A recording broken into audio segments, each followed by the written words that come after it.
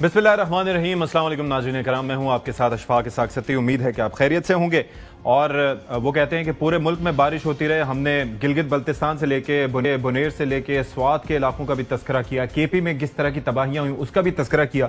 लेकिन जहां कहीं भी बारिश हो रही हो, मामला जब कराची तक पहुंचते हैं तो ऐसा लगता है कि शो स्टॉपर वही बन गया है, क्योंकि सबसे ज्यादा डिस्कशन उसी एतबार से होता है। अर्बन एरिया है, यहां पर कोई क्लाउड बर्स्ट उस तरह से नहीं होता कि नालों का या इस तरह से पानी वहां पर आ रहा हो, यानी कि जो पानी होता है वहीं का होता है। और ये मनाजिर दिल दहला देने वाले हैं।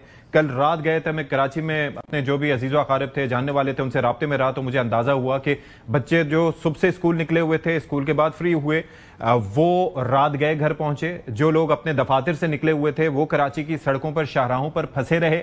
और फिर राबतों का भी फुकदान इस एतबार से कि जाहिर है कि जब आप मोबाइल अपना चार्ज नहीं कर पाएंगे, गाड़ी में मुसलसल बैठे रहेंगे, तो फिर आप सोचिए किस कर्ब का आपको सामना करना पड़ेगा। फिर कई ऐसे वाकयात हुए जिसमें जाँ बहक भी हुए लोग, अभी तक उसकी तादाद 15 हो चुकी है। गर्ज ये कि एक मिस मैनेजमेंट मुझे हर तरफ नजर आई। अच्छा, उसके कई रीजंस हो सकते हैं। एक तो यह है कि गुज़िश्ता कुछ लोग कह रहे हैं कि जी 16-17 साल की मिस मैनेजमेंट, मैं कहूंगा कि 40 साल की मिस मैनेजमेंट है कि यहां का कोई मास्टर प्लान नहीं बना। अब आप सोचिए कि सिंध गवर्नमेंट ये कहती है कि वहां पर जो ड्रेनेज सिस्टम है 40 मिलीमीटर बारिश से ज्यादा नहीं सहार सकता, लेकिन ऐसा क्यों हुआ? और आजकल आपको पता है कि ग्लोबल वार्मिंग, क्लाइमेट चेंज की हम एक अरसे से बातें कर रहे हैं कि भाई ये होने वाला है, ये अफरियत हमारे पास आने वाला है, लेकिन 200 मिलीमीटर की बारिश को सहारने वाले हमारे पास ड्रेनेज सिस्टम्स क्यों नहीं है? और भी काफी कुछ है। यानी कि अगर सिस्टम्स, मतलब जाहिर है उसके अंदर आप टोपोग्राफी की भी बात कर सकते हैं कि बाज़ औक़ात जब पानी ड्रेन किया जाता है समंदर में तो हाई टाइड्स की वजह से वो पानी भी वापस आ जाता है, लेकिन काफी चीजें जो मैनेज हो सकती हैं। लेकिन पीपल्स पार्टी का इस पर जो रिएक्शन है, उनके वज़रा बात करते रहे इस बाबत और काफी इस तरीके से डिस्कशन होते रहे। सीएम सिंध साहब ने भी इस पर बात की। जरा आपको सुनवा देते हैं कि पीपल्स पार्टी का क्या मौक़िफ़ था इस सारी सिचुएशन पर। कल कराची में 3-4 घंटे के अंदर 180-85 मिलीमीटर के करीब बारिश हुई। जब भी बारिश इतनी होती है आपकी फ्लडिंग हो, नाले साफ नहीं होते, पानी कहाँ जा रहा है? कि नाले रातों रात हमने साफ कर लिए, ये नाले साफ थे। 40 मिलीमीटर कराची शहर के नालों की कैपेसिटी है बारिश के पानी उठाने। 40 मिलीमीटर से ज्यादा बारिश होगी तो उसका एक स्पिल ओवर इफेक्ट आएगा। बारिश तकरीबन 200-250 मिलीमीटर हो जाए और उसके बाद सड़क पे बिल्कुल भी पानी नहीं ठहरना चाहिए और हर चीज नॉर्मल हो, तो वो पॉसिबल नहीं है। बारिशें होती हैं जब ज्यादा तो तकलीफ तो होती है। मैं ये नहीं कह सकता कि आगे अगर 100 मिलीमीटर या 150 मिलीमीटर दोबारा बारिश पड़ी तो पानी नहीं खड़ा होगा सड़कों पे, पानी सड़कों पे खड़ा होगा। अच्छा जी, इस पे MQM पाकिस्तान के रिएक्शन भी सामने आया। फारूक सत्तार साहब ने प्रेस कॉन्फ्रेंस की, सुनिए उन्होंने क्या कहा। वजीर आला तुम्हारा, वजीर बल्दियात तुम्हारा, सारी कैबिनेट तुम्हारी, वसाइल तुम्हारे, इख्तियारात तुम्हारे, कराची पर कब्जा तुम्हारा, तो उसके बाद बचा क्या है? क्या बहाना है भाई जो बिला वजह 40 मिलीमीटर के चक्कर में जान बचा के निकल गए? अबे ऐसे नहीं निकलने देंगे तुम्हें। 40 मिलीमीटर की कैपेसिटी, नालों में 400 मिलीमीटर कैपेसिटी का पानी जा सकता है अगर शहर में कचरा रोजाना उठ जाए। पीटीआई किधर है? 9 टाउन जमात इस्लामी के हैं। ये भी एक बड़ा रीजन है कि एक तो आपकी कैपेसिटी के इश्यूज हैं। नाले जिस तरह के हैं उनकी कैपेसिटी तो बता दी कि आपने 40 मिलीमीटर है, लेकिन ये किसकी जिम्मेदारी थी कि इन नालों को वसअत दी जाती या उनको जाहिर है कि दौरे हाजिर के तकाजों के मुताबिक एक मास्टर प्लान बनता है। आप देखते हैं कि ये तूफान आने वाले हैं या इस तरह से इंटेंसिटी बढ़ती जा रही है बारिशों की, क्लाउड बर्स्ट हो रहे हैं, तो हमने जाहिर है शहर को इस हिसाब से डिजाइन करना है। तो ये किसकी रिस्पॉन्सिबिलिटी थी? नंबर 1। नंबर 2, शहर में कितनी अथॉरिटीज हैं जो इन मामलात को देख रहे हैं। आप ये देखें, KD है, KMC है, कैंटोनमेंट बोर्ड्स है, सिंध गवर्नमेंट है, DHA है, यानी कि किसकी तरफ देखा जाए। ऐसे में होता क्या है कि कोऑर्डिनेशन नहीं होती, इल्जाम तराशी होती है और फिर एंड में आप किसके ऊपर इल्जाम दें, किससे पूछेंगे भाई ये आपकी जिम्मेदारी है। मेयर की जानिब जाएंगे, वो कहेंगे कि जी मेरा काम तो यहां तक का था। वजीर आला से कहेंगे, वो कहेंगे कि ये तो उनका था। बाकी कैंटोनमेंट से पूछेंगे, उनकी अपनी जिम्मेदारियां हैं। तो एक कोई अथॉरिटी होनी चाहिए जिससे पूछा जा सके कि भाई ये शहर कायद जो 70% रेवेन्यू अगर जनरेट करता है तो वहां पर ये मसाइल क्यों हैं, कौन है जिम्मेदार, और आपने अगर काम नहीं करना तो फिर कौन करेगा। एक चीज तो अपनी जगह। दूसरी चीज ये है कि कचरे का अंबार, आपको पता है कि कचरा जितना उठाया नहीं जाता उतने उसके अंबार लग जाते हैं। तजावुजात इन नालों पर अपनी जगह हैं कि जिनको उठाने का या जिनको हटाने का कोई सोचता नहीं है, तो फिर इससे भी प्रॉब्लम्स डबल हो जाते हैं। फिर यह है कि आप जिस तरीके से आपने कहा कि आपने देखा कि दुनिया भर में, सिंगापुर ले लें आप, टोक्यो ले लें आप, दुनिया के दीगर ममालिक देख लें, UAE देख लें, वहां पर अब सिस्टम्स बन रहे हैं, रेन वाटर हार्वेस्टिंग का निजाम एक चल रहा है। तो उसके तहत जो है वो पानी को स्टोर किया जाता है। तो लेकिन यहाँ पर कराची में इस बारे में सोचा तक नहीं गया। तो क्या हो सकता है, आज के प्रोग्राम में हम जाहिर है कि इस हवाले से बात करने की कोशिश करेंगे। और जाहिर है कि सैलाब तो मुल्क भर में है। वजीर आजम साहब की हम बात करें तो फील्ड साहब और वजीर आजम पाकिस्तान ने आज दौरा भी किया मुख्तलिफ इलाकों का, और ये आपने देखा कि ये जो बालाई इलाके हैं और केपी है, यहाँ पर सिचुएशन क्या रही। यहाँ पर ये रहा कि जो क्लाउड बर्स्ट होते रहे, फिर उसके बाद हमने देखा कि वहां पर कटी हुई लकड़ी नीचे आ रही है, यानी कि टिम्बर माफिया का एक राज, और जो दरख्तों की जो कटाई की एक रफ्तार है वो होशरुबा है, यानी कि 18 से 20% दरख्त कम हो चुके हैं। वैसे ही हमारा जो ट्री कवर है जो होना चाहिए वो नहीं है, लेकिन अब वो मसाइल अपनी जगह बढ़ रहे हैं। तो शहबाज शरीफ साहब ने क्या फरमाया था वो को दिखा देते हैं।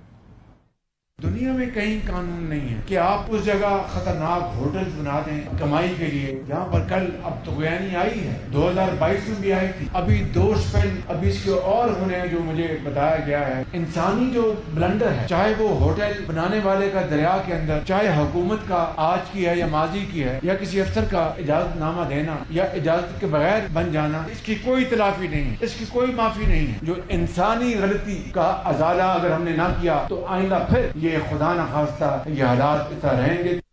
चलें, जो मेहमान हैं हमारे उनका तारुफ आपसे करवाए देते हैं। बिलाल अजहर कियानी साहब स्टूडियोज़ में मौजूद हैं, स्टेट मिनिस्टर हैं, ख़जाना और रेलवेज़ के महकमे देखते हैं। बहुत शुक्रिया आपका। उमैर अहमद खान नियाजी साहब बैरिस्टर साहब हैं, आप पाकिस्तान तहरीक इंसाफ की नुमाइंदगी करेंगे।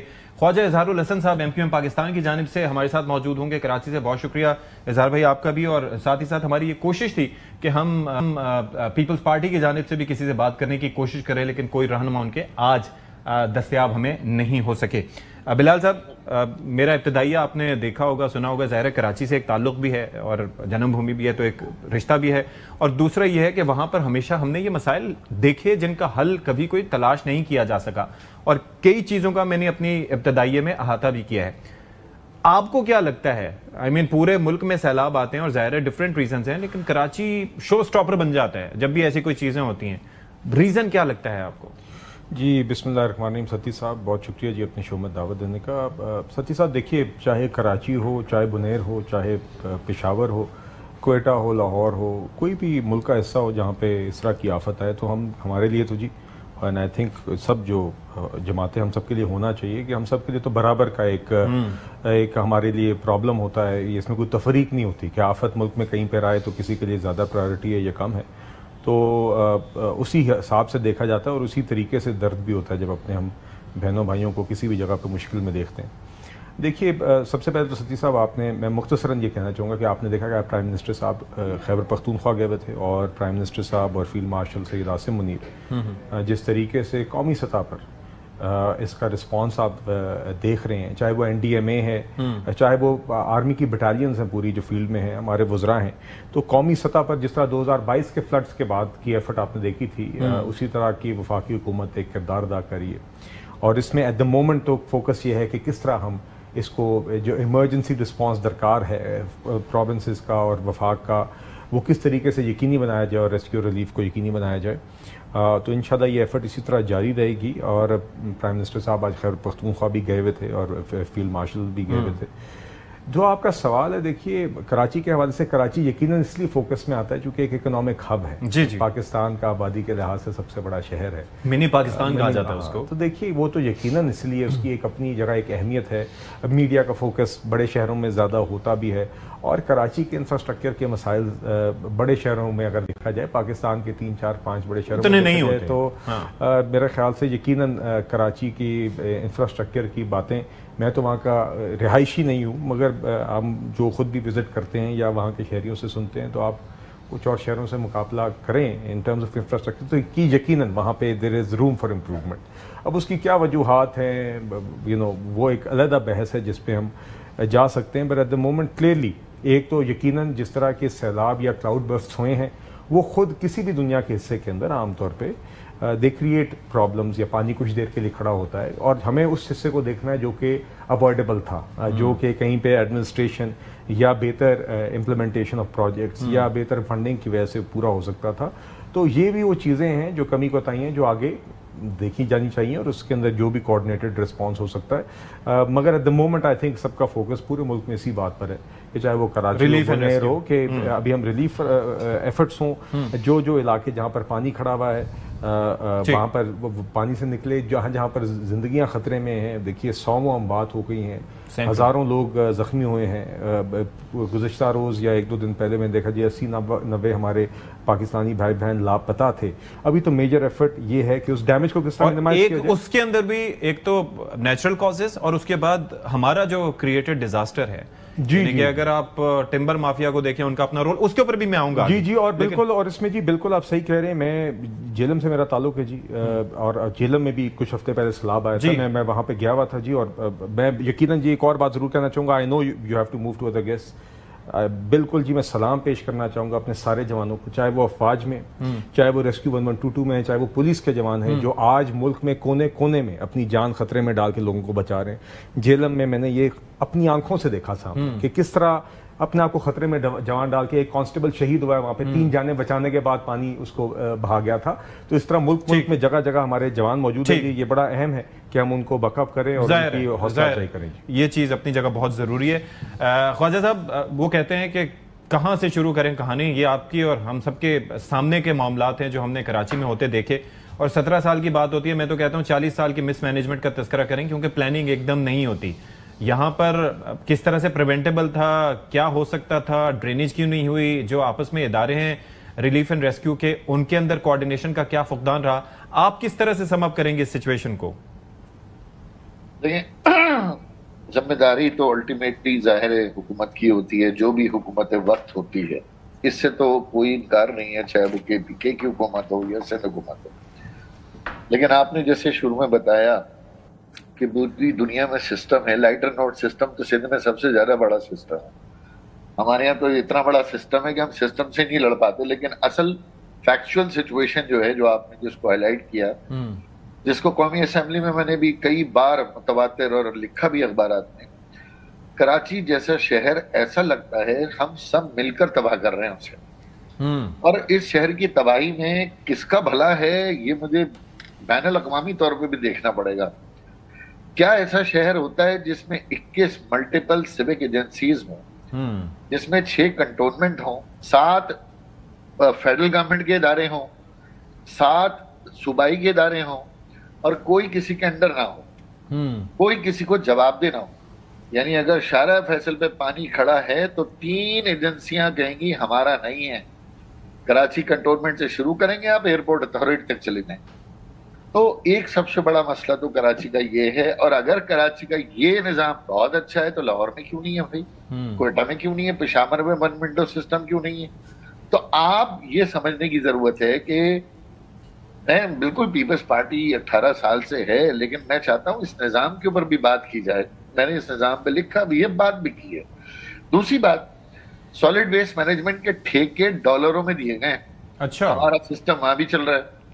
और माशाल्लाह में ख्वाब दिखाए गए थे आज से पता नहीं कितने साल पहले, 18 साल पहले जब मैं MPA बना था, कि जी वो बायोगैस हो जाएगी, वो जाम चाकरों पे ये हो जाएगा, वो चाइनीज आ जाएंगे और पता नहीं यहाँ से एटम बम निकल आएगा। और आज भी कराची में 10,000 टन कचरा रोज जलता है या नालों में चला जाता है। दूसरी बात ये ड्रेन्स का है, और फिर निकाल के भी नालों के साथ ही फेंक दिया जाता है, उससे और ट्रैफिक रवानी मुतासिर। ड्रेन्स का मसला बहुत बड़ा मसला है। मगर मैं पूछना चाहता हूँ, ये मेरा शहर कराची जो 1962 को देखें और आज 2025 को देखें, ये कराची शहर नहीं रहा है, ये अब गांव है, ये अब गोट है।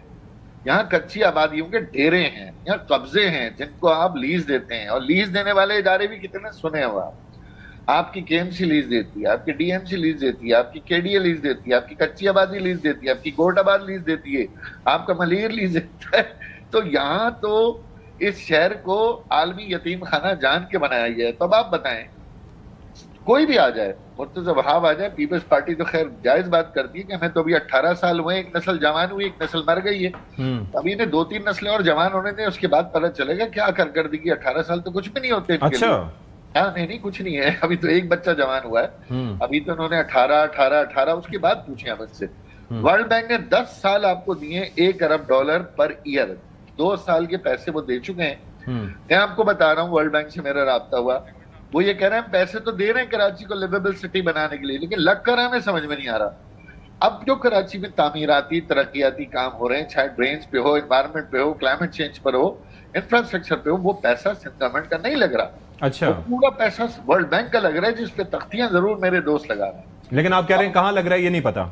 ये तो वर्ल्ड बैंक पूछ रहा है कि वो कहाँ लग रहा है, हमसे भी पूछ रहा है बताओ भाई कहाँ लग रहा है, क्योंकि जाहिर है सिस्टम वहां भी काम कर रहा है। तो अब फिर आखिरी बात, इस वक्त हमारे जो टाउन चेयरमैन हैं, 29 टाउन चेयरमैन हैं, जमात इस्लामी के भी हैं, पीटीआई के भी हैं, पीपल्स पार्टी की है। जमात इस्लामी तो बेचारी 40 साल सड़कों पे रही है, सीएम हाउस, प्रेस क्लब, यहाँ तो वो अब जाके कमरों में बैठे ठंडे, तो 2 साल हुए वो तो बाहर ही नहीं है, 2 घंटे के लिए भी बाहर नहीं है। और बनता भी है, 40 साल सड़कों पे पड़े पड़े सड़ गए वो, अब 2 साल कम से कम वो चेयरमैन बने, उनको ऑफिसों में ही रहना चाहिए, बाहर आके करेंगे क्या वो?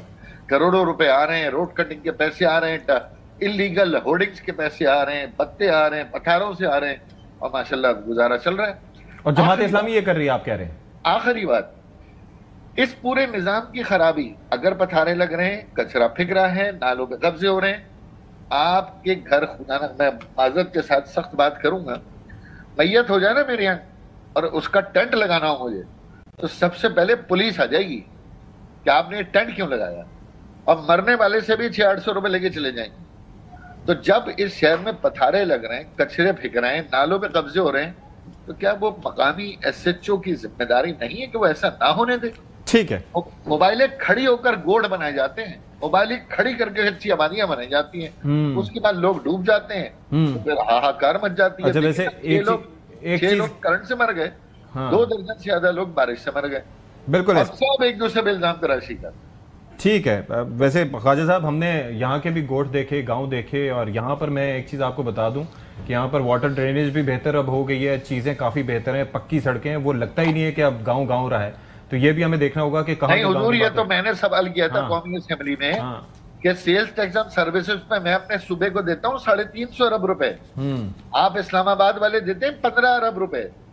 15 अरब रुपए में आपके पास ट्रांसपोर्ट है, हरियाली है, सफाई है, मोबाइल की चिंता, कोई औरत कहीं की उसे बदतमीजी नहीं होती, कोई टारगेट किलिंग नहीं होती। मेरे पास तो मरने की सारी सहूलियात हैं 350 अरब रुपए देने के बाद। ठीक है उमैर साहब, ज़ाहिर कराची के मसले पे हम मिनी पाकिस्तान है, काफ़ी इश्यूज हैं, और सैलाब की हम तस्करा करते हैं तो कहाँ से गिलगित बल्तिस्तान से लेके कराची सभी मुतासिर है, लेकिन अर्बन एरिया है तो वैसे तवक्को नहीं होती कि इतने मसाइल होंगे। और पानी अगर खड़ा हो तो फिर उसको उतर भी जाना चाहिए, ड्रेनेज होनी चाहिए। पानी कहीं भी खड़ा होता है अगर ज़्यादा बारिश हो, लेकिन उसको उतर जाना चाहिए। आपकी नज़र में, क्योंकि पीटीआई भी एक स्टेक होल्डर रही है, अभी भी आपके यूसी चेयरमैन वगैरह वहाँ पर हैं, क्या what seems to be the problem? देखिए, बुनियादी तौर पे और सारी पॉलिटिकल पार्टीज रियलाइज़ नहीं कर रही लोकल गवर्नमेंट के फंक्शन को। लोकल गवर्नमेंट का खाली बन जाना, कोई इलेक्शन हो जाना, वो मानी नहीं रखता। बात है जब तक आप एम्पावर्ड नहीं करेंगे। बाहर के आप कॉस्मोपॉलिटन सिटीज़ में देखते हैं, आपका कोई वहाँ की फेडरल गवर्नमेंट से तो वास्ता नहीं पड़ता या कोई और, आपका सबसे पहला वास्ता पॉइंट ऑफ कॉन्टेक्ट क्या होता है? काउंटी से पड़ता है। आपके सारे मामलात कौन देख रहे होते हैं? लोकल गवर्नमेंट वाले देख रहे हैं। अगर कहीं पैच वर्क भी लगना है तो वो हफ्ता पहले से इश्तिहार लगाना शुरू कर देते हैं कि फलां टाइम फलां बजे तक ये रोड या ये सेक्शन बंद होगा, इधर हमने इतने घंटे काम करना है। अच्छा। तो ये कोऑर्डिनेशन हो ही वहीं सकती है डाउनवर्ड टियर पे। आप कहें कि ऊपर से जी प्राइम मिनिस्टर हेलीकॉप्टर लेके देखेगा, जब सैलाब आ जाएगा तो जी रिलीफ वर्क हो जाएगा, तो ये सोच ही गलत है। लेकिन यहाँ पर तो ये इशू नहीं है ना। अगर हम बात करें, पीपल्स पार्टी की हुकूमत है और फिर मेयर भी उनके ही हैं, तो वो लोकल इंफ्रास्ट्रक्चर पे कितने पैसे देते हैं? देखें, खाली वो जो इजहार भाई बात कर रहे हैं, एसी वाले कमरे में बैठने से तो मसला हल नहीं हो जाता। आपने बढ़ा दिया, मेयर भी बैठ गया, नाजिम भी बैठ गया, उससे हाल क्या होगा? आप फंड्स कितने दे रहे हैं लोकल गवर्नमेंट को? आपने NFC अवार्ड में अपना हिस्सा तो ले लिया, अब सिंध गवर्नमेंट वो खर्च किस तरह से कर रही है, किस शहर को कितना दे रही है, आबादी को मद्देनजर रख रही है, नहीं रख रही, किसकी पॉवर्टी ज़्यादा है, किस शहर में किस तरह से स्पेंडिंग होनी चाहिए, इसकी कोई साइंटिफिक एनालिसिस ही नहीं किया जाता। लोग पिक एंड चूज करते हैं कि जी ये प्रोजेक्ट करना है, वो प्रोजेक्ट फिजिबल है नहीं है, वो अब इन बारिशों में वो प्रोजेक्ट डूब गया है नहीं डूब गया, किसी को कुछ पता नहीं होगा। हम मिट्टी डाल के आगे चलने वाली करते हैं। देखें, क्लाइमेटिक चेंजेस हैं, बिल्कुल क्लाइमेटिक चेंजेस का one of the most prone country है पाकिस्तान, मगर हम ह्यूमन इंटरवेंशन वाला फैक्टर क्यों माइनस कर जाते हैं? बात है इसी कराची में सुप्रीम कोर्ट लगी रही ना बिल्डिंग्स गिराने में, वो कौन सी वाली बिल्डिंग गिरा रहे थे? असल जो काम करने वाला था क्या चाइना कटिंग खत्म हो गई? आप कराची शहर देखने, मतलब उसकी ड्रेनेज की कैपेसिटी नहीं है, सीवरेज के ड्रेनेज की कैपेसिटी नहीं है, ये तो बारिश का पानी है, इसके लिए स्टॉर्म ड्रेन्स चाहिए। क्या स्टॉर्म ड्रेन्स इन प्लेस हैं? नहीं है। जितनी मॉडर्न सोसाइटीज बनी, आप खुद रेन हार्वेस्टिंग की बात करें, सारी दुनिया हार्वेस्ट करती है रेन। और बात है कि DHAs के घर हैं, उनकी कीमतें सुने तो करोड़ों रुपए के। क्या एक स्टॉर्म ड्रेन नहीं, हर घर का अपना स्टोरेज टैंक नहीं बन सकता कि वही पानी वो इस्तेमाल करें अपने जो है ना गार्डनिंग के लिए, बाकी मामलात के लिए? स्पंज प्रोजेक्ट जो अपनी जगह है कि ऐसे जगह रिसोर्सेज होने चाहिए जहां पर पानी एब्जॉर्ब करे जमीन। पक्का सारा कर देंगे तो फिर कहां से सिलसिला होगा? सारा रेगुलेटरी लैब्स है, देखें। अच्छा, मुझे बताइए कि अब जाहिर है कि कराची हम जाते हैं तो एक तस्वुर ये आता है कि सारा मुल्क अपनी जगह और कराची एक अपनी जगह। अब जिस तरह से वो बता रहे हैं कि रेवेन्यू जो जनरेट करता है वो सबसे ज़्यादा, टैक्स कलेक्शन वहाँ से सबसे ज़्यादा है। एक लियाकताबाद की मार्केट की बात करें तो वो बड़े बड़े इलाकों से ज़्यादा वहाँ पर से टैक्स जमा होता है, लेकिन ओनरशिप नहीं है और इल्ज़ाम तराशियाँ एक दूसरे पे हैं। तो क्या वज़ीर आज़म साहब कभी ये देखते हैं कि ये भी शहर पाकिस्तान का हिस्सा है और यहाँ पर अगर काम ठीक नहीं हो रहा तो फिर ज़ाहिर है कि अपने इत्तेहादियों से बात करें या कुछ सोचें उस बारे में? देखिए, यकीनन जी होता तो है, और कराची के लिए अभी भी अब ये एक अलग बियॉन्ड NFC। एक तो देखिए ना, बुनियादी तौर पे सूबों को अक्सरियत फंड्स मिलते हैं NFC के तहत 57.5% सूबों को जाता है, जितनी भी टैक्स रेवेन्यू वफाक कलेक्ट करती है, और उससे भी बल्कि उसमें आप फिर और भी इजाफी चीज़ें जाती हैं सूबों को, जो ओवरऑल फिर तकरीबन 60% के लगभग कुल सूबों को जाता है। और सिंध को बुनियादी तौर पे बुनियादी जो मयार है जिसपे सूबों के दरमियान फिर उससे 57.5% की तकसीम होती है, वो बुनियादी उसके अंदर जो मयार है वो आबादी है। और भी चीज़ें उसमें पॉवर्टी, बैकवर्डनेस भी है, मगर 82% जो उसकी डिस्ट्रीब्यूशन का भी क्राइटेरिया वो आबादी है। तो उसमें सूबों के पास वसाइल तो होते हैं जी। अब उसके खर्च के ऊपर बात है, ये अब देखिए उधर की जो हुकूमतें होती है ये उनकी जवाबदेही है, मगर यकीनन Karachi has not had the infrastructure it deserves. ये तो एक बात वाजे है, इसकी वजूहात पे अब आप बात कर सकते हैं। Nobody even thought about it. और मेरे ख्याल से इन द लॉन्ग टर्म, ये in the medium to long term fall local governments provincial finance commission awards के साथ, देखिए ना, एक NFC अवार्ड हो गया था, NFC अवार्ड के बाद प्रोविंशियल फाइनेंस कमीशन अवार्ड्स होने थे कि आपने एक डेवोल्यूशन करके वफाक से आपने सूबों की तकसीम का तो एक फार्मूला बना लिया था NFC अवार्ड के तहत, मगर फिर आगे NFC अवार्ड के बाद सूबों ने अपने प्रोविंशियल फाइनेंस कमीशन अवार्ड्स करने थे, जिसके तहत डिवीजन डिस्ट्रिक्ट की अपनी रिसोर्सेज की डिवीजन होती थी। वो अभी सूबों में कभी हुई नहीं है उस तरीके से। तो आई थिंक उस तरीके से आबादी के लिहाज से जो भी मेयार बनता है ज़रूरत का, उस लिहाज से आई थिंक ये अगला मरला है। ये दो चीज़ें, फाल लोकल गवर्नमेंट्स और provincial finance commission awards, I think in मसाइल का मुस्तकिल हल होगा, ताकि बहुत सारी चीज़ें जो कभी कुछ सियासत की नज़र हो जाती हैं या हुकूमत जो सूबाई हुकूमत हो उसकी प्रायोरिटीज़ की नज़र, ये एक इंस्टीट्यूशनल तरीका यही होगा मुस्तकिल आगे कि आप फाल लोकल गवर्नमेंट्स बनाएं, प्रोविंशियल फाइनेंस कमीशन अवार्ड्स हों। आई थिंक सब सूबों को इसकी तरफ जाना चाहिए। ख्वाजा साहब, ये ज़रा फरमाइए कि हम जाहिर है कि हम इल्ज़ाम तराशी तो कर सकते हैं, लेकिन let's talk about the solution कि आपकी नज़र में MQM पाकिस्तान क्या सोचती है कि हल क्या होना चाहिए? जैसे कि एक यूनिफाइड एक अथॉरिटी ऐसी हो कि जिसके पास इख्तियार भी और उससे पूछा भी जा सके, फिर वो बात घुमा ना सके कि भाई मेरा तो इख्तियार नहीं है, मेरा तो इख्तियार यहाँ से यहाँ तक खत्म होता है, अगला बंदा उसका जिम्मेदार है। एक तो ये, दूसरा ये जो हार्वेस्टिंग का मामला है, रेन वाटर हार्वेस्टिंग का है, ये स्पंज सिटी के प्रोजेक्ट्स होते हैं, जाहिर है सोचा जाएगा तो कुछ होगा। फिर ड्रेनेजेस का इशू ऐसा क्यों है कि जो 40 साल पहले सिलसिला था वो उनको बहाल नहीं किया गया, 40 mm को 200 mm तक नहीं पहुंचाया गया, और कचरे से अक्सर अटे रहते हैं। हम सुनते हैं बारिश से पहले कि अब गुज्जर नाले की सफाई होगी, अब फलानी नदी की सफाई होगी। तो आपकी नजर में सोल्यूशन क्या है इस प्रॉब्लम का? देखिए, मैंने आपको अपनी पूरी गुफ्तगू में सोल्यूशन ही बताया। अब देखिए, लकीर पीटने का तो कोई फायदा नहीं है, सारी बातें। और ये जो आप कह रहे हैं ग्रे वाटर टेक्नोलॉजी और ये सब, ये बड़ा अच्छा लगता है महज़िब माशरों में। यहाँ तो भी बुनियादी मरने की सहूलियात और जीने की सहूलियात नहीं है। इसके लिए फिर कानून साजी होती है। कानून साजी के बाद इंफ्रास्ट्रक्चर नक्शे पास करने से लेकर प्रॉपर्टी खरीदने और बेचने तक।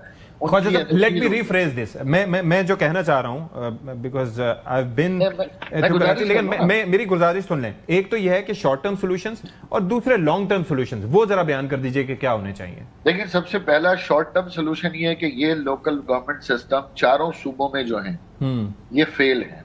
ओके, KPK में भी फेल है, वहां 30% subject to the approval by the secretary local government है। अच्छा, कोई ऑटोनॉमी नहीं है, मैंने वो भी पढ़ा है। बलूचिस्तान के अंदर एक MP को 50 करोड़ रुपए मिलते हैं, लोकल गवर्नमेंट को अलग मिलते हैं। बलूचिस्तान का हाल तो आपके सामने। पंजाब में लोकल गवर्नमेंट है ही नहीं। इस्लामाबाद में अगर लोकल गवर्नमेंट नहीं है तो बहरहाल सिस्टम मौजूद है। आपकी लोकल गवर्नमेंट को खुदा के वास्ते फिर किसी को जनरल मुशर्रफ साहब से कोई प्रॉब्लम हो जाती है, लोगों को तकलीफ उड़ जाती है।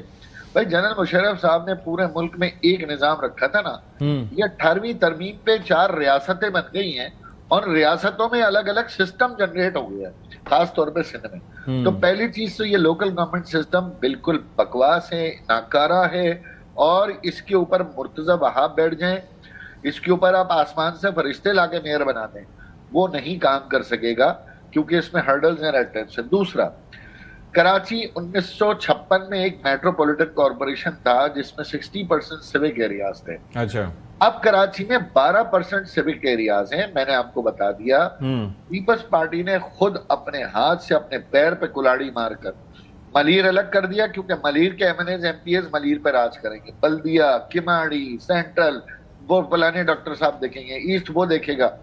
और फिर उसके नीचे टाउन बना दिए। कोई एक टाउन चेयरमैन पीपल्स पार्टी की नहीं सुनता है, क्योंकि टाउन चेयरमैन किसी के अंडर नहीं है। हाँ। तो एक MP MNA किसी को जवाब दे नहीं है। तो अब फिर मैंने आपको क्या कहा, DHA, भाई DHA है ना, अभी आप KPT से आपको पंप चाहिए, अभी पोर्ट कासिम की तरफ देखते हैं आप, पाकिस्तान नेवी की तरफ देखते हैं आप, तो इनके पास कहाँ आसमान से आ रही है ये सारी मशीनरी। ये सिंध गवर्नमेंट क्यों नहीं खरीद सकती भाई? जो मशीनरी DHA के पास से वो सिंध गवर्नमेंट क्यों नहीं खरीद सकती? तो इन सबको या तो इनका एक बोर्ड बनाए कि भाई ये सब एक जगह बैठो, महीने में एक जगह बैठो, खुदा के वास्ते कोऑर्डिनेशन तो हो, आपस में बैठ के रिसोर्सेज शेयर कर लो। ठीक है भाई तुम्हें क्या चाहिए हम देंगे, तुम्हें क्या चाहिए हमसे ले लो। यहाँ तो कोई मादर पिदर सब आजाद हैं। देखिए ना, सिविल एविएशन है, पोर्ट कासिम है, KPT है, रेलवे है, एयरपोर्ट अथॉरिटी है, FC एरिया है, कोई किसी का अंडर है? कोई सुनता है? 7 DMCs बना के हमारे पे एहसान कर दिया, झूठ बोलकर मुनाफिकत करके हम डिवॉल्व कर रहे हैं। डिवॉल्व नहीं कर रहे, अब अपनी मनी ट्रेल मिटा रहे हैं। अब आप डिवॉल्व कर दिया आपने तो हमें क्या फायदा हो गया इस डिवोल्यूशन का? डिवोल्यूशन तो इख्तियार का होता है, ओहदों का डिवॉल्व थोड़ी होना होता है। फिर उसके बाद आपके कंटोनमेंट एरियाज हैं, बेहतरीन कंटोनमेंट एरियाज हैं। मलीर को देख लें, कराची कंटोनमेंट देख लें, क्लिफ्टन कंटोनमेंट देख लें, फैसल कंटोनमेंट देख लें, लेकिन वहां से ना आप कोई सहूलत दे सकते हैं ना आप कोई सहूलत दे सकते हैं। ठीक, तो प्रॉब्लम है सारा। ये 3 इश्यूज हैं कराची। ठीक है जी, thank you so much Khwaja Izharul Hasan sahab for your time. नाज़रीन यहाँ पर एक ब्रेक लेते हैं, ब्रेक के बाद हाजिर होंगे, स्टे विद अस। ब्रेक के बाद प्रोग्राम में एक बार फिर से खैर मकदम। और सैलाबी सूरत हाल की हम बात कर रहे थे तो मामला सिर्फ कराची तक नहीं था बल्कि पूरे मुल्क में ये सिलसिला रहा।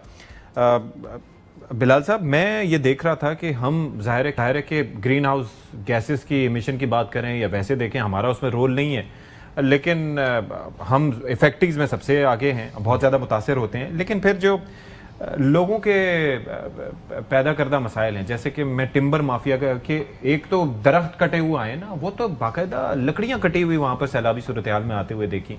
प्लस ये जो दरियाओं के रास्ते पर जिस तरीके से देखा कि वहां पर गुजर गए हैं, वजीर आजम साहब ने जिस तरह कहा कि ये होटल बने हुए हैं, तरह तरह की चीजें बनी हुई हैं, और ये टिम्बर माफिया के हमारा फॉरेस्ट कवर वैसे भी जितना होना चाहिए था उतना नहीं है।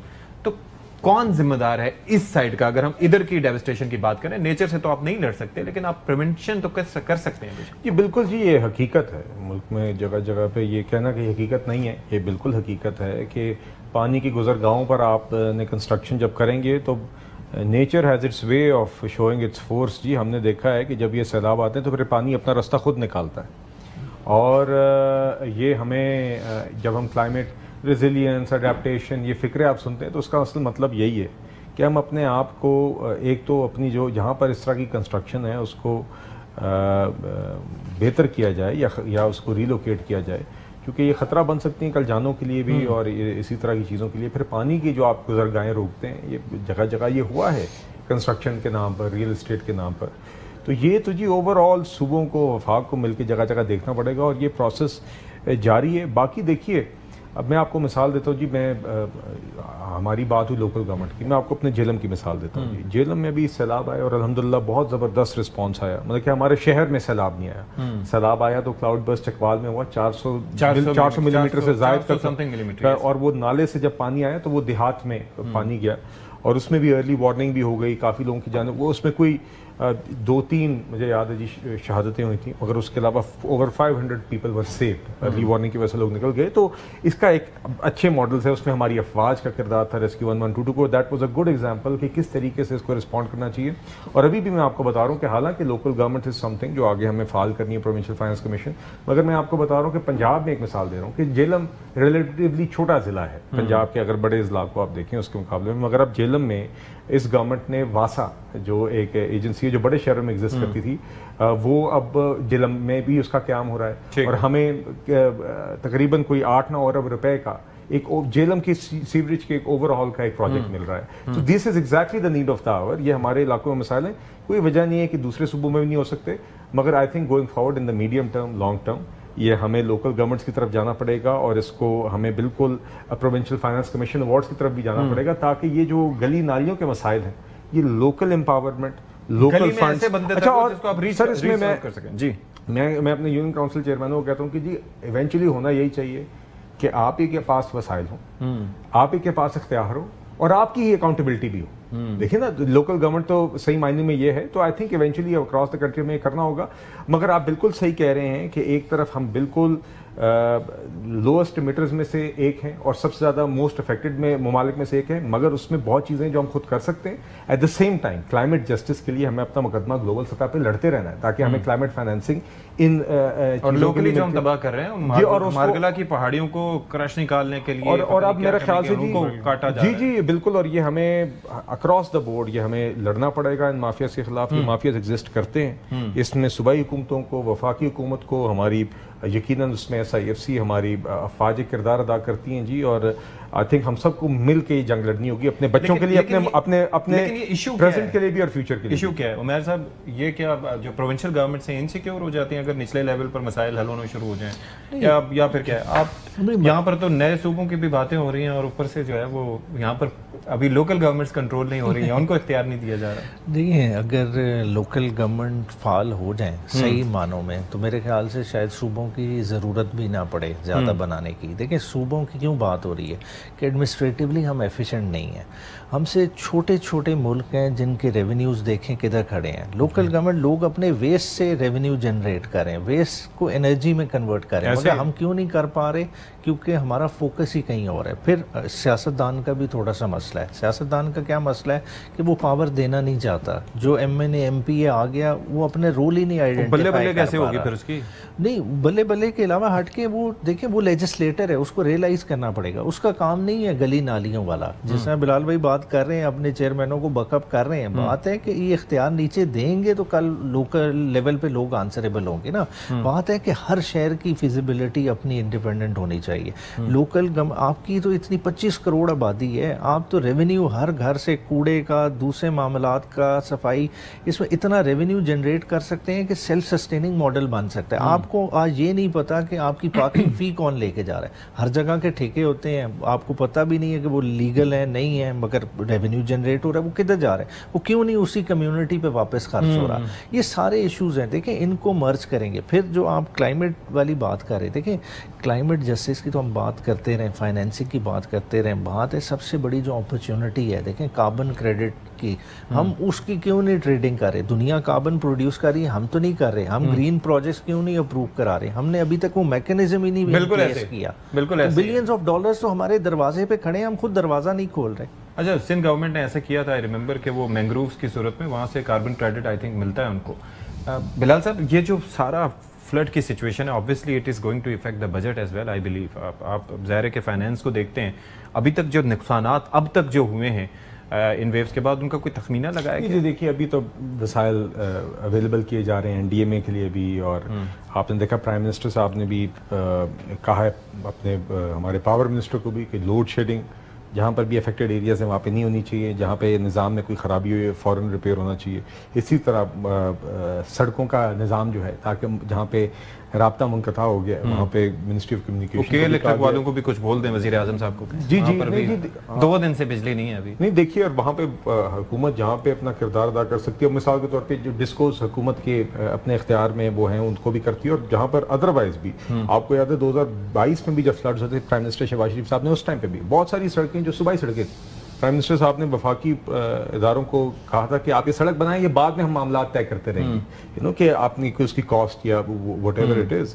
तो देखिए इसी स्पिरिट के साथ ये काम हो रहा है। यकीनन हम चाहते हैं कि अपना फिजिकल डिसिप्लिन रखें, मगर एट द सेम टाइम चाहे वो 6 से 10 माह के दौरान की जंग हो जिसमें अल्लाह ताला ने हमें फतह दी, या इस तरह की इमरजेंसीज हों, तो ऑब्वियसली इस तरह के औकात में तो आपने इट टेक्स प्रायोरिटी। और यकीनन जी हमने फिर यही हुकूमतों की जिम्मेदारी होती है कि अपना बजट भी मैनेज करें, मगर जब इस तरह की औकात हैं तो इस वक्त पे तो हमें वी हैव टू इंश्योर के all the resources that are needed अपने एक एक शहरी की जान बचाने के लिए, उनके लिए आसानी पैदा करने के लिए वो वक्फ की जाती है। ठीक है, बहुत शुक्रिया आपका बिलाल अजहर कियानी साहब फॉर योर टाइम, और बैरिस्टर उमैर नियाजी साहब आपका भी बहुत शुक्रिया। विल टेक केयर, ब्रेक के बाद हाजिर होते हैं। ब्रेक के बाद प्रोग्राम में एक बार फिर से खैर मकदम। और नाज़रीन, हमारा एक मसला ये है कि हम जब कोई आफत सर पे आ जाती है तो उसके बाद ही हमें इदराक होता है कि यार इसके लिए कुछ करना चाहिए था, पहले हम सोचते नहीं हैं। अब हमारे साथ एक ऐसे माहिर मौजूद हैं जो माहौलियात पर नज़र रखते हैं, माहिर हैं मौसमियाती तब्दीली के, और 30 साल से इस इशू पे बात कर रहे हैं, लेकिन पहले कोई सुनने को तैयार नहीं होता था और ना ही यकीन करता था। अली तौकीर शेख साहब हमारे साथ स्टूडियोज़ में। सर बहुत शुक्रिया। और ये जो मैंने इब्तदाइया दिया वाक़तन ऐसा ही है। हम गिलगित बल्तिस्तान से लेके कराची तक की बात करें, अवामिल मुख्तलिफ हैं, लेकिन है माहौलियाती तब्दीली, उसमें क्लाइमेट चेंज भी है, ग्लोबल वार्मिंग भी है, फिर हमारे अपने जो मसाइल हैं जो हमने खुद क्रिएट किए हैं। आप किस तरह से इसको एसेस करते हैं सर? देखिए सर, इस वक्त पाकिस्तान के 2 मसाइल हैं। एक है क्लाइमेट चेंज, ठीक है, एक है गवर्नेंस, ठीक है, और दोनों को मिक्स करने की जरूरत नहीं। क्लाइमेट चेंज एक बड़े सिंपल तरीके से मैं कह सकता हूँ, what is not known that is climate change.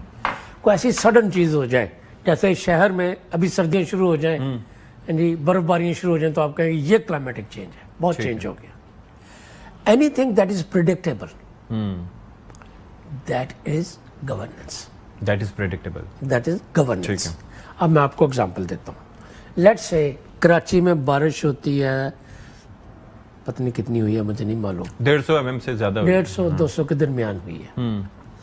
चंद साल पहले 2020 में 345 मिलीमीटर हुई थी पीएफ बेस पे। बिल्कुल ऐसे ही है, ठीक है। इसका मतलब हमें मालूम है कि बारिश हैवी हो सकती है, और अब ये रिवाज चल पड़ा। इट्स अ नोन, आज हो या 5 साल बाद हो, 10 साल बाद हो, I have to prepare myself, this is not climate change. अच्छा, इसके लिए करना क्या होता है? बड़ी सिंपल सी चीज़ है, बड़ी सिंपल सी। फर्ज कीजिए आप जिस घर में रहते हैं उस गली की नाली होगी, अगर वो क्लॉग्ड है आपके सीवरेज से, प्लास्टिक की बोतलों से, ये वो, ठीक है, तो जो वेस्ट मैनेजमेंट है that is a governance issue, it's not a climate change issue. थोड़ा सा अपनी गली से निकल के मोहल्ले में आ जाइए, मोहल्ले में आ जाइए तो आप देखेंगे कि जो नाला गुजरता था उसके दोनों तरफ आपने उसको नैरो करके घर बना लिए, ऐसे बाहर जगह से बंद करके आपने पार्किंग लॉट्स बना दिए, बल्कि प्लाजास खड़े कर दिए, ठीक है। अब पानी वहां पे किसी जगह तो पानी जाएगा ना, उसको रास्ता चाहिए, और जब ज्यादा बारिश होगी तो उसको ज्यादा रास्ता चाहिए ना, क्योंकि ज्यादा बारिश होती है तो ज्यादा पानी आता है, हमने उसे नैरो कर दिया, ठीक है। एक स्टेप आगे चलिए, अपने मोहल्ले से निकलिए, शहर पे आ जाइए, जो आपके बड़े बड़े नाले हैं, दरिया जिनको कहते हैं मलीर, करंगी वगैरह, उनको डिस्चार्ज चाहिए। अगर डिस्चार्ज जहां वो समुद्र में जाते थे, जहां वो मैंग्रोव में जाते थे, अगर वहां पे अगर आपने एलीट हाउसिंग सोसाइटीज बना दी हैं और जाने के रास्ते बंद कर दिए हैं, ठीक है, तो ये तो गवर्नेंस का इशू है ना, क्लाइमेट चेंज का इशू नहीं है। तो मैं जब कराची की एग्जांपल इसलिए दे रहा हूँ कि मुझे नॉर्दर्न एरियाज में, केपी में और एजेके में एग्जैक्टली ये चीज नजर आती है। इतना ज्यादा हमने होक्स क्रिएट कर दिया, क्लाउड बस्ट। मेरे हिसाब से इट्स जब एक फंक्शनरी को ये एक्सेप्ट नहीं करना होता कि हमारी तैयारी कंप्लीट नहीं है या हमारा सिस्टम जो है वो नेचर पे डाल देता है, तो वो कहता जी वो मैं उस पर डाल दूं। अगर मुझसे आप पूछें कि जो टोरेंशियल रेन है या क्लाउड बस्ट है, दोनों में से नुकसान किसका ज्यादा, तो मैं कहूंगा टोरेंशियल रेन का। ओके, कराची में टोरेंशियल रेन हुई है ना, आप देख लीजिए, $multi-billion का आपको नुकसान होगा, अभी आ जाएगा। अच्छा सर, अगर हम इसको वैसे आवाम के लिए डिसाइफर करना चाहें कि टोरेंशियल रेन और क्लाउड बस्ट में फर्क किस बुनियाद पे होता है? बड़ा सिंपल है, और मैं उसकी साइंस भी एक्सप्लेन करने की कोशिश करता हूँ। क्लाउड बस्ट ये है कि जब हीट वेव्स आती हैं, कराची में आई हुई थी मार्च अप्रैल मई में, तो इवेपोरेशन होती है मॉइस्चर की, वो बादल में चले जाती है, ठीक है। अगर आपके एवरेज टेम्परेचर से 1 डिग्री ज्यादा हीट वेव हो तो 7% उस मॉइस्चर में इंक्रीज होती है। ठीक है। कराची का नॉर्मल टेम्परेचर 33, 34, 35 डिग्रीज होता है। ठीक है। जो आपकी हीट वेव आई थी वो 41, 42, 43 डिग्री, 7 के साथ जरूर दे देंगे तकरीबन 45, 48, 50% मॉइस्चर ज्यादा उसमें। ठीक है। अच्छा, वो मॉइस्चर आप ये समझे कि आपने गुब्बारे में को पानी से भर दिया, उसने किसी टाइम फटना है और गिरना है। ठीक है।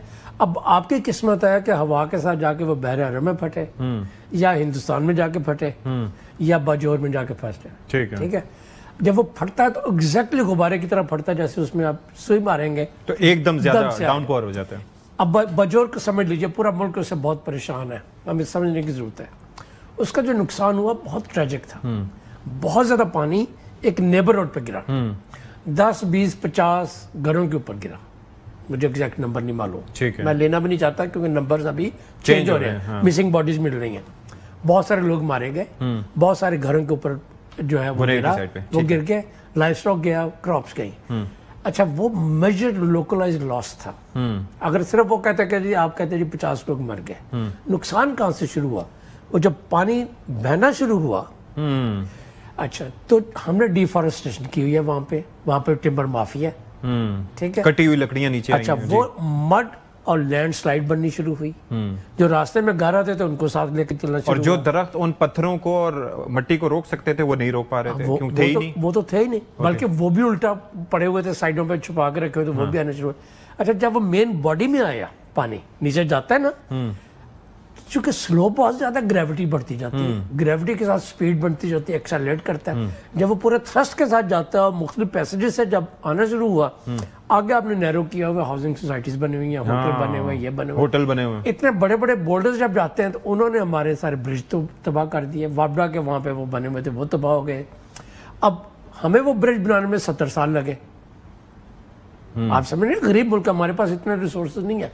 तो नुकसान जो हुआ वो इस बुनियाद आउटबस्ट का नहीं हुआ, वो वीक गवर्नेंस की वजह से, जैसे कराची में हो रहा है। अच्छा, अब अभी तक जहां तक मुझे मालूम है, उन माफियाज के खिलाफ FIR दर्ज नहीं हुई। FIR दर्ज करना आसान काम नहीं होगा, क्योंकि वो गरीब गुरबा नहीं है, वो माफिया है। ठीक है, उनके तल्लुकात हर जगह पे हो सकते हैं। सर, मुझे एक चीज बताइए कि इस वक्त अगर बात कर रहे हो ओवरऑल, या कराची की मिसाइल बात कर लें, एक तो ये है कि गवर्नेंस के इश्यूज आपने सही कहा, और एक अथॉरिटी कोई हो तो उसको चलो मौरूद इल्ज़ाम भी ठहराएं। अगर काफ़ी सारे KDA है, KMC है, DHAs हैं, फिर कैंटोनमेंट बोर्ड्स हैं, एक तो ये चीज़, आपकी नज़र में सोल्यूशन क्या है इस चीज़ का? अगर कराची को मद्देनजर रखें, क्या किस तरह से डील किया जा सकता है बेहतर? देखिए, मैं आपको 2-4 आसान चीज़ें बतलानी चाह रहा हूँ जो की जा सकती हैं, और ऐसी चीज़ें मैं चाहता हूँ जो दुनिया में हो रही हैं। ठीक है। SMS सर्विस जो है, उसके साथ अर्ली वार्निंग सिस्टम पहुंच सकता है। ठीक है। और वो नेशनल लेवल की जरूरत है। नेशनल लेवल का मतलब ये है कि लोकलाइज खबर होगी, वहां पे ज्यादा और किस्म की इंफॉर्मेशन होगी, कराची में और किस्म की होगी, मगर होगी पूरे मुल्क में। ठीक है। आप ये नहीं कह सकते कि मैंने अब स्टार्ट कर दिया, कल से बाजोर में सर्विस होगी। अच्छा, SMS service has to be based on science. उसकी वजह यह है कि अगर आप लोगों को डराना शुरू कर दें झूठ की बेस पे, जैसे कराची में हीट वेव का शुरू हुआ था, आने वाली है, तो लोगों ने तवज्जो देनी बंद कर दी। तो मेरे हिसाब से सर एक चीज तो ये करनी है। अब मैं दोनों चीजों को करना चाहता हूँ डिस्टिंक्ट। जब बैड गवर्नेंस होती है तो आप ये नहीं कहते कि आइंदा ये नहीं होगा, आप किसी न किसी को जरूर पनिश करते हैं ताकि एक एग्जाम्पल सेट हो, कोई इसका फर्क आए, अकाउंटेबिलिटी। मेरे हिसाब से टिम्बर माफिया, ये होटलों वाले जिनके कमर्शियल प्लाजाज हैं, और सोसाइटीज वाले जिन्होंने बेची और खरीदी, उन लोगों पे केसेस बनने चाहिए। और कराची में किस पे होना चाहिए? कराची जिन्होंने एग्जैक्टली यही काम किए हुए हैं, एनक्रोचमेंट्स वाले। ठीक है, दैट्स एग्जैक्टली। अच्छा, अब थोड़ा सा और आइए, कराची के और नॉर्दर्न एरियाज के सोल्यूशन में थोड़ा सा फर्क भी आएगा। कराची वाले, ये ज्यादा मुश्किल डिसीजन होते हैं, पर फिर भी मैं आपसे उसका जिक्र करता हूँ। Solid waste management has to be a priority. It doesn't has to, municipal waste has to be a priority. ठीक है। तकरीबन अगर 1 रुपए का नुकसान हुआ है तो 25 पैसे का नुकसान इसकी वजह से हुआ है। 25 पैसे का नुकसान आपका इंक्रोचमेंट्स की वजह से हुआ। ठीक है। 25 पैसे का आपका नुकसान इसलिए हुआ कि आगे रास्ता बंद था। 25 पैसे का नुकसान इसलिए हुआ कि पानी की क्वांटिटी बहुत ज्यादा थी। ठीक है। इस क्वांटिटी में ऐसा जरूर होना चाहिए। ठीक है। स्टॉर्म का जो रास्ते हैं और सीवरेज के जो रास्ते हैं शहर में, उनको अलहदा करना चाहिए। ये बहुत जरूरी है, बहुत जरूरी, कराची में नहीं है, कराची में नहीं है। ठीक है। पानी की सप्लाई जो ड्रिंकिंग वाटर की सप्लाई है, या टू मेक श्योर कि वो हर किसी के पास जा सकती है और सीवर लाइन के साथ मिक्स हुए बगैर जा सकती है, क्योंकि अब बीमारियां आएंगी। इतना पानी गिरने के बाद लोगों के पास मोबाइल चार्ज करने के लिए बिजली नहीं होगी और पीने के लिए पानी नहीं होगा। ठीक है, ठीक है sir, thank you so much. वक्त मुख्तसर था, लेकिन इस पर मजीद बात हो सकती है इंशाल्लाह। फिर आपको किसी प्रोग्राम में हम दावत देंगे। बहुत शुक्रिया फिलहाल शेख साहब आपके आने का। नाज़रीन, प्रोग्राम से फिलहाल इतने। अशफाक इसाक सत्ती को इजाज़त दीजिए। अल्लाह हाफ़िज़ नासिर।